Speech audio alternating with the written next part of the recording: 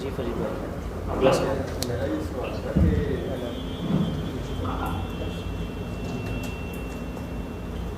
कासिम भाई के ड्रीम्स के ऊपर बिलीव करते हैं कि कासिम भाई सच कह रहे हैं, जो ख्वाब हमने देखे हैं वो सच्चे हैं, अल्लाह की तरफ से हैं, और उनके ख्वाबों के अंदर सारे इशारे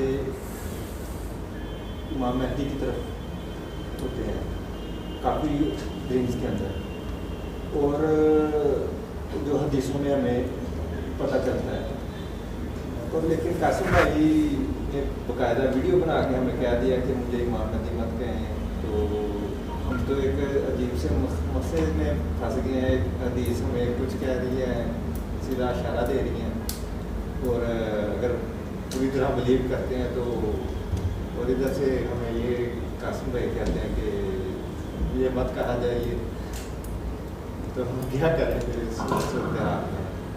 कासिम भाई, आपके सवाल यह है कि साथी आपके ख्वाब पर यकीन करते हैं और ख्वाबों से या हंस करते हैं, और जो हदीस मुबारका में इशारात हैं कि आप ही इमाम मेहदी अलैहिस्सलाम हैं, तो आपने तो वीडियो बनाई और उसका आपने साफ इनकार कर दिया कि जो है मैं किसी बड़ी बात का इज़हार नहीं करता, और मुझे ख्वाबों में जो तरबियत दी गई है कि मैं कोई बड़ा गेम नहीं करूँ। तो फिर हमारे साथी जो है कुछ परेशानी में पड़ रहे हैं कि हम करें तो क्या करें, तो इसका अगर आप जवाब देना चाहें मुनासिब समझना। ये वैसे मेरा सवाल नहीं, ये सामने बैठे हैं उनका सवाल है। अब इसमें ये है कि जब मैंने ड्रीम शेयर करना शुरू किए ना, तो मुझे अंदाज़ा नहीं था, यानी एंड ऑफ टाइम की जो हदीस है वो तो मैंने बिल्कुल भी नहीं थी पढ़ी हुई ना, शायद कोई सुनी हो। मैंने वो जो शाहिद मसूद की वीडियो देखी थी, तो वो भी इतने साल बाद पता नहीं मुझे कितना के याद रह जाता है बंदे को। तो जब मैंने ड्रीम शेयर करना शुरू किए, तो वो फिर जब जो लोग जिन्होंने सुने ड्रीम्स, तो वो कहते हैं कि यार तुमने ये ख्वाब अपनी तरफ से बना लिए हैं, और तुम शो ये करना चाह रहे हो कि तुम ही इमाम मेहदी हो, और इनडायरेक्टली तुम कह रहे हो, खुद नहीं कह रहे।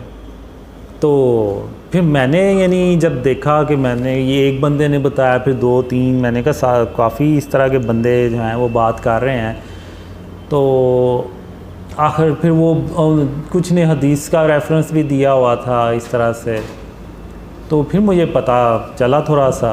फिर इवन एक ड्रीम था, वो तो मैंने शेयर भी कर दिया हुआ था, वो मेजर साइंस के हवाले से था।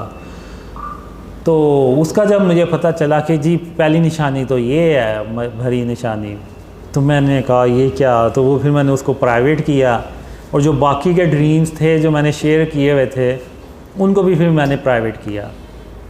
तो अब ये शुरू से ही हो रहा है, जो बिलीव कर रहा है ड्रीम्स पे वो कहते हैं कि जी आप वो हैं, जो नहीं करता वो कहते हैं कि जी आपको या ये शैतान बता रहा है, शैतान हाथ में आ रहा है, या फिर वो आपने अपनी तरफ से ये ड्रीम्स घरे हुए हैं।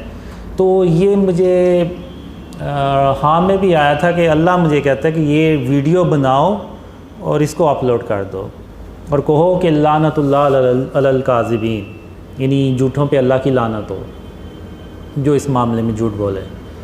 तो वो फिर मैंने वीडियो बना के तो अपलोड की। तो अब चक्कर मसला ये है कि अब आप लोग बिलीव करते हैं ड्रीम्स का, तो आप उस तरफ चले जाते हैं। तो लेकिन इतना कंफर्म है कि आप लोग कभी मेरे मुंह से कभी कोई बड़ी बात नहीं सुनेंगे, इवन बड़ी बात भी नहीं सुनेंगे, दावा तो बहुत दूर की बात। उसकी वजह ये है कि अब आप देखें कि जब मैंने ड्रीम शेयर करना शुरू किए, तो उस वक़्त अल्लाह के सिवा मेरा कोई भी नहीं था, यानी मैंने अल्लाह के भरोसे पे ये ड्रीम शेयर करना शुरू किया। मैंने अल्लाह से कहा कि ये ना हो कि लोग ये कहें कि एक झूठा बंदा आया था और वो अपने ख्वाब शेयर करके चला गया और वो पता नहीं किधर गायब हो गया। तो अब तूने ही इन ख्वाबों को ना सच्चा करके दिखाना है। तो जैसे मैंने पहले भी कहा कि मुझे ज़हन में यही था, कोई 2-4 बंदे ड्रीम पे बिलीव कर लेंगे, बस इससे ज़्यादा नहीं करेंगे। लेकिन फिर अब जब इतने सारे लोगों ने बिलीव करना शुरू कर दिया, ना सिर्फ बिलीव कर रहे हैं बल्कि उनको फैला भी रहे हैं, तो ये अल्लाह की मदद है, इसकी अल्लाह की मदद के बगैर नहीं है। तो अब आप देखें कि अल्लाह मेरी ऐसे ही मदद कर रहा है, तो मुझे क्या ज़रूरत पड़ी है कोई नौज़बिल्ला दावा करने की या बड़ी बात करने की। अब मैं 2015 में अकेला था, अब आप देखें आज अल्लाह की मदद से इतने लोग बिलीव कर रहे हैं। तो ये किसी भी यानी दावे के बगैर है, कोई इवन मैंने आप वीडियो देख लें कोई बड़ी बात भी नहीं मैंने की। तो अल्लाह जब मेरी ऐसे मदद कर रहा है तो आप कह लें कि मुझे क्या ज़रूरत पड़ी है पाँव पे कुल्हाड़ा मारने की। तो अब उसका एक दूसरा रीज़न, एक ड्रीम में मुझसे ये पूछता है, यानी वो मेरे ताक में होता है, कहता है कि सबके सामने तो ये कहता है, लेकिन ये अकेले में क्या कहता है। तो वो ना मेरे पीछे आ रहा होता है और मैं, एक बिल्डिंग होती है उसकी दूसरी मंजिल पे होता हूँ, मुझे पता चल जाता है कि ये मेरे पीछे आ रहा है और इस नीयत से आ रहा है। तो मैं उधर वो दीवार के पीछे छुप जाता हूँ। तो जब वो उधर से ऐसे गुजरा है तो मैं अचानक बाहर निकल के उसको ना डराता हूँ, तो वो डर जाता है और फिर आगे से वो शर्मिंदा भी होता है कि मुझे पता था कि ये मेरे पीछे आ रहा है। तो मैंने उसको फिर कहता हूँ मुझे पता तुम क्यों आ रहे मेरे पीछे। तो वो कहता है कि हाँ, और तुम एक दिन दावा करोगे। तो मैंने कहा नहीं, ऐसा हो ही नहीं सकता कि मैं कोई दावा करूं। तो उसको ना मैं 2 मिसालें देता हूं। तो मैं उसको कहता हूं कि देखो, जब मैं तुम्हें ना 2 मिसालें दूंगा इसकी। एक, जब खुलफाए राशिदीन हज़रत उमर रज़ी ताला अन्हो का दौर था, तो उनके दौर में ना कहत की सूरत हाल पैदा हो गई। तो उन्होंने शाम के गवर्नर को ख़त लिखा कि यहाँ पे कहत की सूरत हाल पैदा हो रही है, तो आप इस सिलसिले में क्या मदद कर सकते हैं। तो उन्होंने कहा कि मैं इतनी लंबी लाइन लगा दूँगा रिस्क की, यानी ऊँटों की, कि पहला ऊँट आपके पास होगा, आए पहुँचेगा तो आखिरी ऊँट मेरी तरफ से चल रहा होगा, इतनी लंबी लाइन लगा दूँगा। तो हज़रत उमर रज़ी ताला अन्हो खुश हो गए। तो अगले दिन एक आदमी आता है और वो कहता है कि मुझे रात को ख्वाब आई है और ख्वाब में खातमुन नबिय्यीन मोहम्मद सल्लल्लाहु अलैहि वसल्लम की ज़ियारत हुई है। तो उन्होंने मुझे कहा है कि उमर से जाके कह दो कि वो अब वैसा नहीं रहा जैसा वो पहले था। तो हज़रत उमर रज़ी ताला अन्हु सुन के तो हैरान और परेशान हो जाते हैं कि आखिर ऐसी क्या वजह बनी कि वो आखिर ऐसी क्या वजह बनी कि वो, तो आखिर ऐसी क्या वजह बनी कि खातमुन नबिय्यीन मोहम्मद सल्लल्लाहु अलैहि वसल्लम किसी और के हाथ में गए हैं। तो फिर उन्होंने गौर किया और कहा कि हाँ, अब मैंने अल्लाह पे तवक्कल करने की बजाय शाम के गवर्नर पे की। तो फिर उन्होंने कहा हम ना नमाज़ पढ़ते हैं, यानी बारिश की जो नमाज़ होती है वो। तो अभी वो पढ़ने के लिए मैदान में जा रहे हैं, पढ़ी है, और उसके बाद जो है ना वो बारिश शुरू हो गई। तो क्यों, वो उन्होंने अल्लाह पे तवक्कल किया। जब उनका अल्लाह पे तवक्कल हटा तो वो साथ ही वो ड्रीम आ गया उनका। तो इसी तरह एक, वही मैंने पहले भी मिसाल दी थी कि सूरह सबा में अल्लाह ने एक कौम का जिक्र किया जिसको वो 2 बाग दिए थे, कोई बुराई नहीं थी उनमें, हर तरह के, यानी वो नेकूकार लोग थे।